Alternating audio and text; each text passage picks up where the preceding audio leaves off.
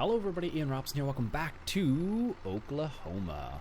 Today we're working away on field number 1 here. So our alfalfa is ready to be cut down.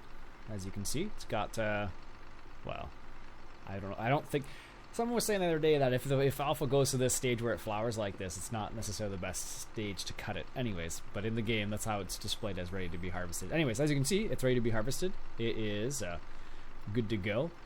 And there's only a few fields left I haven't harvested yet, and that's a few of the oddballs that are kind of far away and kind of small, so I haven't really bothered yet with those. So what I'm going to do is I'm going to go ahead and get our Master Ferguson here, and we get him to mow this up. And I'm going to get him to mow this field up, and we'll come back around, and I will rake it up. Now, the thing you have to remember, of course, is the fact that, or I've mentioned this before, is the fact that you destroy crops.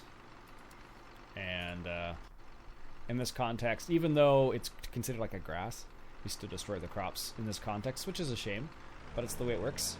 So, with the mowing, I just have it set up so it, I think I have it set up doing up and down first, now that I realize that. If it's starting here, it's going up and down first, rather than doing headlands. Yeah, oh well. So there you go, that's what it looks like when it gets mowed. Looks pretty good. And I believe we have a rake of some sort. Actually, we have the oxbow merger, that's right. Now, the problem with that is going to be, actually, is that it's going to be... It's not going to play as nice. It's not going to be as nice as I want it to be. Just because it's a... Well, maybe it'll be fine. We'll see. We'll see. Let's grab our case right here. And it's got the front loader on it right now. So let's go ahead and fire it up. And what I'll do is I'll grab the oxbow merger and head over to that field. And I'll be with you in a moment. Alright, so I've let the Master Ferguson do a couple passes around the field. And we're going to go ahead and get started doing a little bit of merging, I guess would be the right word in this context. It's not, I guess, raking, merging, whatever you want to call it. Let's see, what side are they all going to? I think they're all going to pick up left. They're all set to left. Oops. So what will happen is, as I go around the circle, actually, maybe I want to set it up so it's left control 7, 8, 9. So set up so it's to the right side, so it goes to the inside, not the outside. Just because I'm going to be following the same way the mass is going. So let's see how this works out here. Let's see.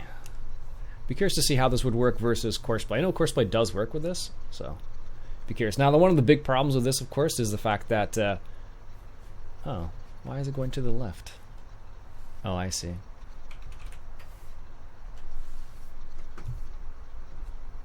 I get it now. Anyways, one of the interesting things will be about this is that we'll be curious to see how it works in terms of drive control. As you can see, I'm kind of destroying the crop there. So perhaps it'll be... That looks cool. Look at that. You can see them all going over to the side. Nice. Perhaps it'll work perfectly fine. Obviously it is. It's destroying the crop. That's the one downfall of it. But I think technically the way they set up the alfalfa is it's supposed to be a cover crop in this game. That's the way, at least as far as I remember. So we'll see how it goes. Now, theoretically, I could chop it to make silage. That is one option. Although this game doesn't allow you to... Oh, maybe it does. It might allow you to build. I think it just depends on how you have your mods, essentially. I think one of the biggest mods you need to have in this context would be the multi-mowing mod. And if you don't have that mod, you probably won't be able to mow it at all, actually. But one of the crazy things about the multi-mowing mod is you can actually mow, like, wheat and stuff like that, too, if you want to, for whatever reason. So, it's kind of a bit different. I feel like this is really quiet right now. I don't know why. There, that's better. I was like, it feels really, really quiet. But maybe it's not. I don't know. Maybe it's fine now. Let me know. So, looks like the nutrients are good in this field. I got pH 7.1, which isn't too bad. N is 6. pK is 3, which isn't too bad at all. Ideally you want it at 4, but 3 is pretty darn good. And 6, it should be at 5 technically. And 86 moisture is a little bit on the high side, so a bit unfortunate there, but sometimes you just can't do much about it, so we'll see how it works out. I haven't used the merger much, to be honest with you, and there's one main reason why I don't use it very often, and that's just because the way it works in tandem with courseplay. Because obviously, if you've been following me for any length of time, you know that I tend to use courseplay a little bit. So you can use it with courseplay; it's perfectly fine. It just doesn't work as you would like it to work, I guess. So, like, what I mean is, when you have a rake, a traditional rake, what will happen is it'll just put it into the center, whereas this puts it to the left or the right. I guess technically you could have it bring it to the center, but I don't know what the middle. I don't know how that'd work with the middle lift or pickup, basically. I'm not sure how that would actually work. It may not work. It probably wouldn't work at all, actually, in that context. So, if I had to guess, honestly. So do this for min cab was a little interesting, actually. Like, you can do it definitely, but I find like I'm I get a little too far or too close. Like, there's no in between. There's no like, okay, it's not too bad. Otherwise, like, I'll get way too much over to the side when I'm in cab, like that, or not enough. So it's one or the other. But doing like this is super simple when you have out of cab like this. So I don't know. You gotta try and mix it up a little bit, I suppose. But I do like this machine. It's a pretty neat little machine. Some people do use it depending where they are and depending what type of farm they have, and depending what type of crops they use.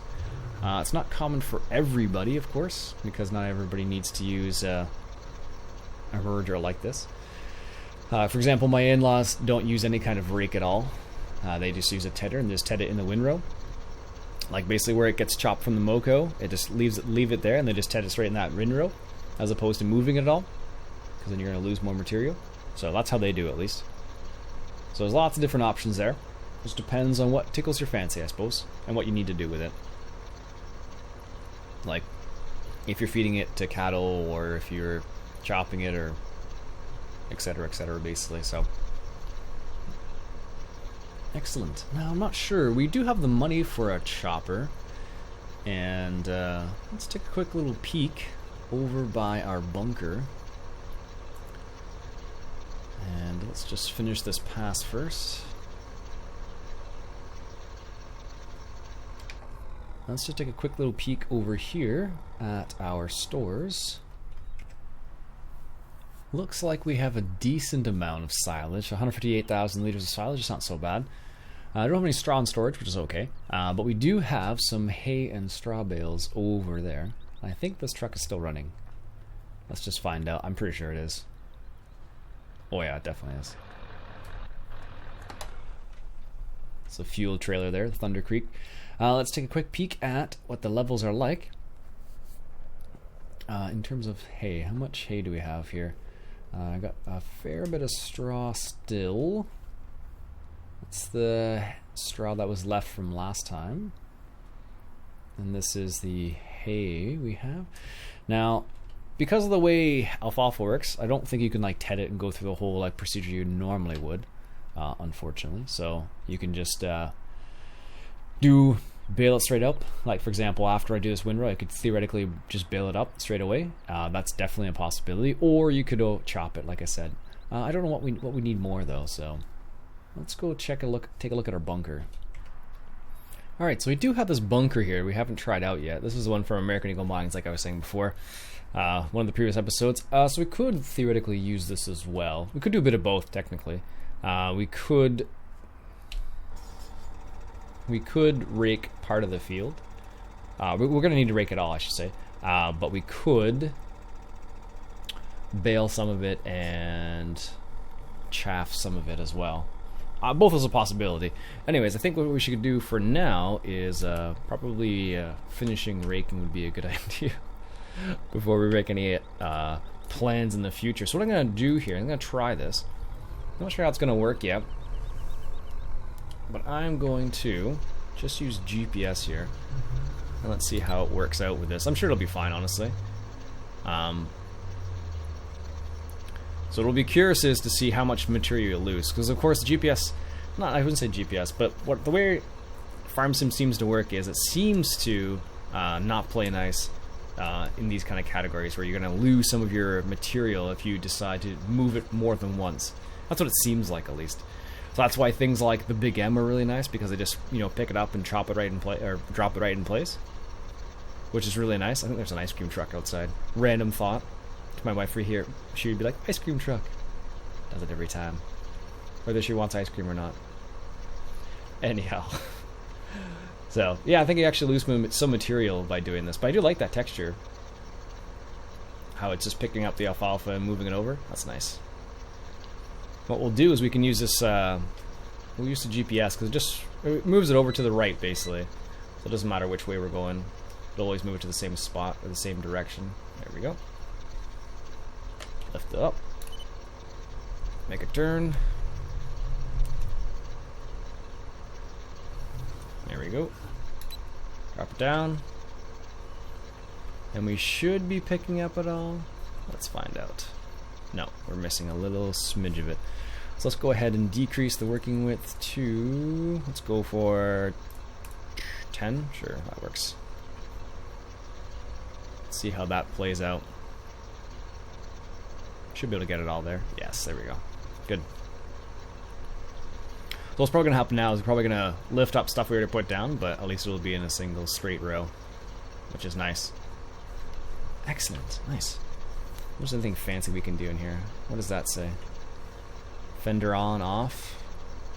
Open small wheels. Somehow I doubt that does anything. Open menu.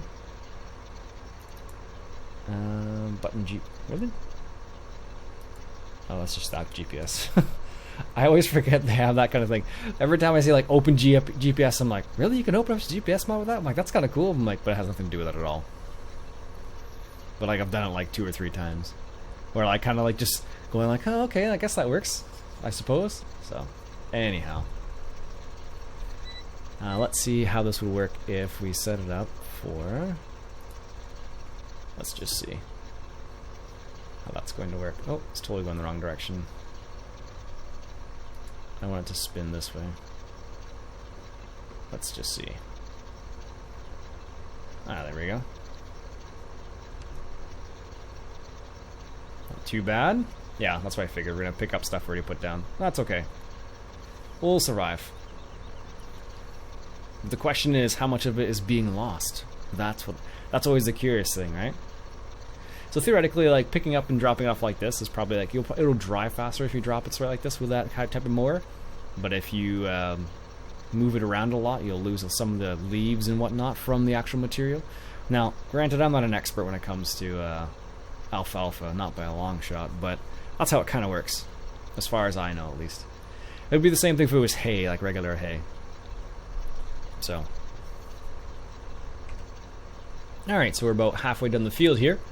Just trying to keep up with the Mass Ferguson. I almost said case there for a second. Just working our way back and forth here, trying to catch up. Now, like I said, so what we'll do is we'll probably do a bit of chaff and a bit of bales. Actually, we do have grass over there. I guess we should chaff this up. Could go either way, really. Like I said.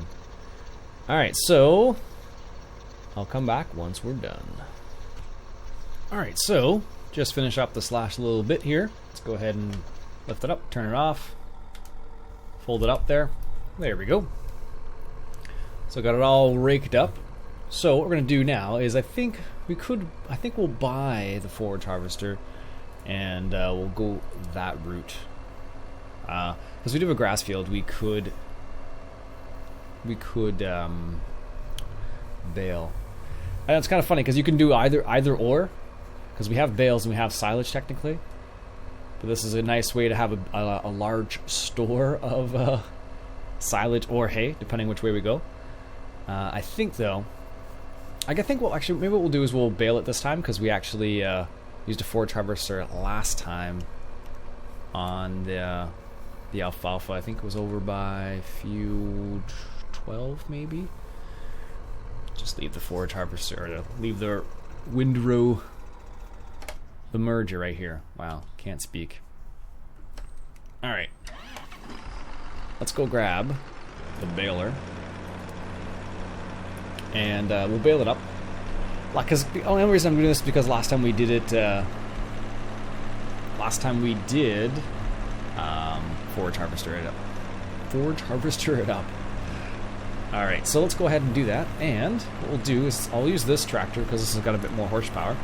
Because if you remember from last time, the few hills we ran into last time with that baler just didn't play it very nice at all. So one of the downfalls, I suppose. So let me get this guy parked away. I'll pick up the baler and we'll come back here and bale up some alfalfa. Alright, so got the baler all hooked up here, ready to go. Gonna use our combination here of baler stacker, I guess would be the combination. Is it coming out as straw? Oh, it totally is.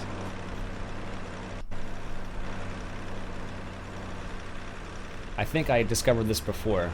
Then we're not baling this. That's a waste of alfalfa. I think we discovered this once before. I just totally forgot because I haven't done this in a while. Well, guess we're gonna chop after all. Because baling it as straw is totally useless because we have tons of straw laying about. Tons of straw. Alright, so let me get this put away and then we'll be back in a moment then. Alright, so let's go ahead and get the John Deere 8600i then. If it's not going to work the way I would like it to. I actually wanted the header. The header I want is this one. I think with that for a second. Oh, we'll go with the default color, sure. So that's over by the shop now. So what we'll do is take a trek up there. Or I think what we'll do is we'll just get them to deliver this time around. Because if I drive up to the shop, it may take a little bit of time. So let me get the John Deere set up here and I'll be back in a moment. Alright, so we got the Mass Ferguson ready to go here. And I don't know what happened, but apparently my game decided to crash, so I don't know what happened. It was kind of strange actually. I was just backing up and then it went bloop. Doesn't happen very often, but every once in a while. Alright, let's go ahead and make some chaff out of this. And what I have that guy doing right there is I have him set up so he's going straight to the bunker, just over there. So we'll see how that works out. It's not going to take very long to fill him up apparently though. He's at 40% already basically, so we'll get like one pass and then we'll have to go and unload. Which isn't a bad thing per se because we have the the fire silo extension. So that kind of makes it set up so we have to kind of compact it every single time around. So that's the reason why it's a bit different than normal. Stop driver. I'll make the turn. And then you can make the turn. So if we go forward a little bit, we should be able to turn around soon. One would hope at least. No, he still thinks we're going straight. It doesn't matter, he's full anyways, apparently. I was like, 99%? Oh, okay, apparently he's full. So this trailer does take, I think, it takes 32,000 liters is the top, I think. But we're at 99% now, so might as well go drop it off now. While we can, at least. And the way I have it set up is I have it set up so it just drives straight to that bunker that we had set up before. And this style of bunker is different from the previous one that we had on there, with the instead of having like the double piles, it has just a single pile as far as I understand, so it should work a bit better for this context. Let's see what happens.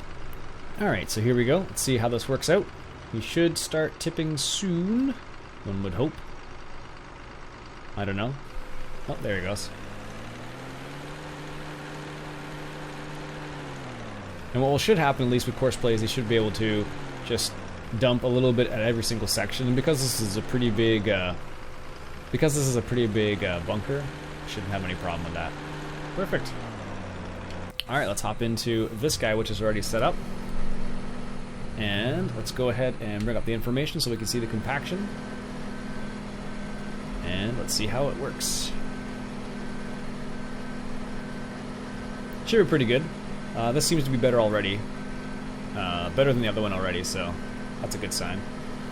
So again, we need to compact each little section on here, because the way it works with the far side extension is if you don't, you'll get manure as opposed to silage. And of course, we don't want manure. We want silage, so. Alright, let's continue. Let's see how far we get this time before he gets full. Oops. There we go. Shouldn't take too long, if I had to guess. So if it was one pass to fill up 32,000 liters, we'll probably end up with, I don't know, a couple 100,000 liters, I would imagine, something like that. Now it does depend on the windrow, so every windrow is going to be slightly different.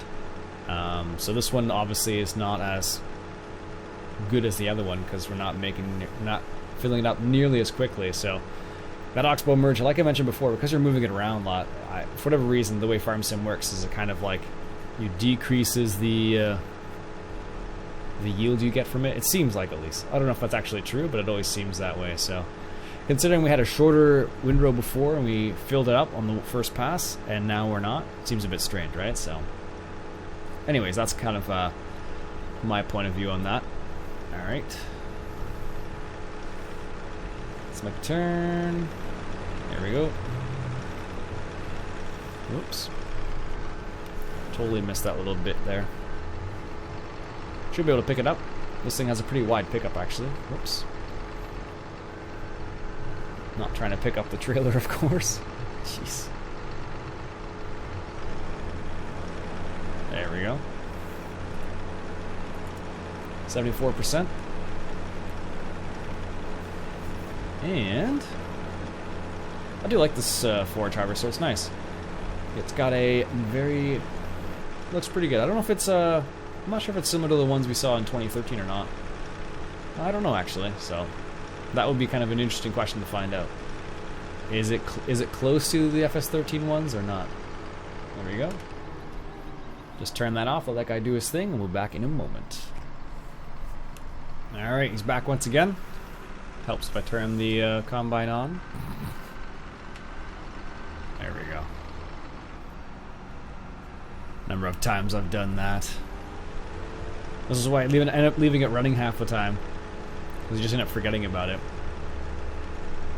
Yeah, so this is, I think it's interesting. I think what's happened is it's the yield isn't as high as you'd think it would be. So like if I use the Big M, for example, I think the yield would be way higher. Because then in that context you don't have to move it a lot, I guess. That's what I'm trying to say. At least that's been my experience. Because when you move it a lot, then you don't get nearly as good as yield. But maybe it's not bad like that. I don't know. Alright. Let's make a big turn here. Inside. Nice. And this thing should be pretty full. Or will fill up, I imagine, by the end of this. I think every windrow is slightly a bit different as well. So I don't know if it's if it relates to the way we merged it or the way we didn't merge it. I don't know. If you know the answer to this question, let me know in the comments below. Anyways, FS17 looks pretty good. It's on the horizon now. The latest interesting piece of information they have released is the fact that it's going to have track IR support, which is pretty cool actually when you think about it, because it's something that has been lacking for quite some time now. So there have been some mods that have been allowed you to do it, but nothing that has really made it easy to integrate it together. But now apparently we're going to have that integration built into the game, which is really nice. So something like, I hope, like Euro Truck, that would be my hope, but we'll see what happens in this context. I don't know for sure. Alright, Mass Ferguson's just coming around once again. There we go. I don't know. It's a shame that we couldn't just bail it up. You might be able to in the game. I may have the wrong combination of mods, which sometimes can happen. I don't know. Have any of you been able to bale up alfalfa, not in straw, but in actual hay? I think you'd have to have. I think there is a mod that allows you to add different types of bales, if memory serves. But the problem is that it adds a whole bunch of extra stuff, so there's probably a reason why they never did it. So, like, for example, here's a big beefy windrow, and the Massey Ferguson's filling up awfully quickly now. It seems that way, at least. At least that seems that way to me. Maybe it's not that fast. In my mind, it was going to be like, you know, done, but it's not. It's not quite so fast. Ah, well. Excellent. Alright, so continuing on here. So what I got is the Massey Ferguson. He's just, instead of going into the bunker for now, it's going to go straight into the storage. And then I'll deal with the bunker later on. Because it will take a lot of time to kind of fiddle with that. But this will work out. Now the funny thing is, what I could do here is I could... whoops. What I could have here is I could let this grow back again for like second or third season, technically. But the problem with that is because we're like tearing it up, essentially, because we're driving all over it, it's destroying it, which is a problem, of course. And that trailer is full again. So because of that, we've made it have a lower yield, an even lower yield, I should say. So that was going to be an interesting situation, unless I were to set up unless I were to set up a course or something like that, I suppose. So that's the way it kind of works, one way or another, really. So, anyways, I have this guy. He is, like I said, I had the Massey Ferguson dropping it off here, but for now I'm just going to drop it into the storage, and then I'll put it in here after the fact. But and I say that because it'll just take a little bit of time to compact every single time. But it's not very big, it seems like. Seems like maybe 8% at 63,000 liters, so I don't know, maybe it'll be lower than I thought it was going to be. Maybe it's going to be 1 million, who knows. Yeah, like I said, it's 1 million, never mind.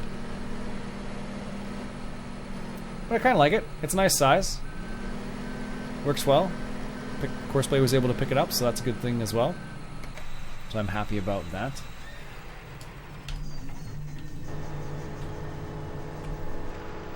So one of the nice things is that we actually planted sorghum as well, so we can actually chaff sorghum too if we really wanted to. So that's a possibility as well. Now, all this chaffing, I guess, makes me think maybe I should put a BGA on the map or something like that. And I think it was Shy Wizard maybe asked me about that. I think that's who it was. Or maybe it was Declan. I don't know. But somebody asked me about putting a BGA on the map, and I am not sure where would be a good spot. Like, I was thinking maybe the southwest side of this grass field here, so like down in this area. Like, that might be a nice area, but I'm not sure. So, it's a possibility.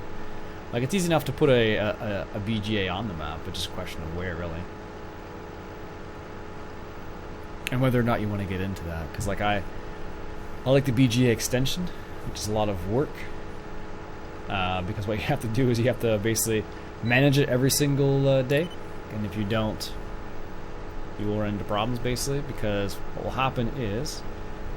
So one thing I don't like about courseplay, making these turns... I'm just going to skip a windrow, apparently. With the BGA extension, the way it works is you have to take care of it every 8 a.m. and every 8 p.m. basically, so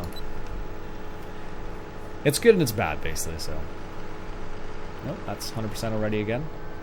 Maybe I should get a second trailer going here. Do I have anything that will actually take silage? That doesn't.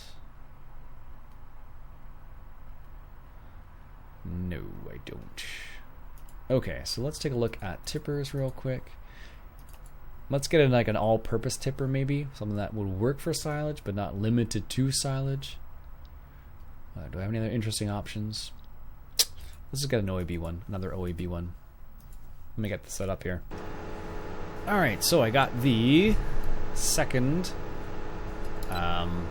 tractor set up with another OEB trailer. I do like these trailers. I don't know why. They're like kind of good all-purpose trailers. Because, you know, sometimes that's what you need. It's just one all-purpose trailer, and that's all really necessary. Other times you need like various things, but in this context, this will work well for most purposes. And the grain truck will work for other things, right? So these could be the silage ones technically. I don't know if you'd, in real life, maybe you wouldn't use these for silage, probably because it doesn't have a floor that would move, like what do they call it, a walking floor or something like that. But hey, it would work for the most part. Like for most things, it would probably work. I guess I'm trying to think now. No, you don't need a walking floor for silage. There's also guys who do it just like with a dump and that, like a dump style trailer, and that's it basically. So, like I think the Stewart trailer that we have as a mod, it's not necessarily done with a walking floor or anything crazy like that. So now the key here is to slow down and wait for the other tractor to catch up before I get all crazy again. Because what will tend to happen is that once I make the trailer fills up and I just keep going like I have the last couple times now, it'll make my life more difficult, that's for sure. So let's make this turn. And I'll have to wait for the other tractor to come up. There it is. That guy's done now. He's going to peel away. And we should see the other tractor. This is an awkward spot for this maneuver, but what will happen is this guy should go to the first starting point, which is over there somewhere. So, oh, there we go. That works out. Good. Doesn't always work out that nicely, of course, but it's working out here now. In an ideal world, you don't stop at all, but can't win all the time, I guess. There we go. But it does work out really well, fairly well. When you have like two vehicles like this, two tractors working side by side or together, whatever you want to call it, cooperatively, it does make this a lot faster. And the same thing in real life too, and the same thing in like on the multiplayer server and whatnot. So, anyways, what I'm gonna do is gonna finish this up off camera. That's something you guys haven't seen before. What I'm gonna do is gonna finish up off camera, and we'll come back next episode, and maybe we'll have a harvest, maybe we'll have to do some spraying. I have to double check. Anyways, that's it for me for today, folks. Hope you enjoyed this episode of Oklahoma. I know I did. If you did, why don't you go ahead and hit that subscribe button for some more Oklahoma. I'll catch you guys later.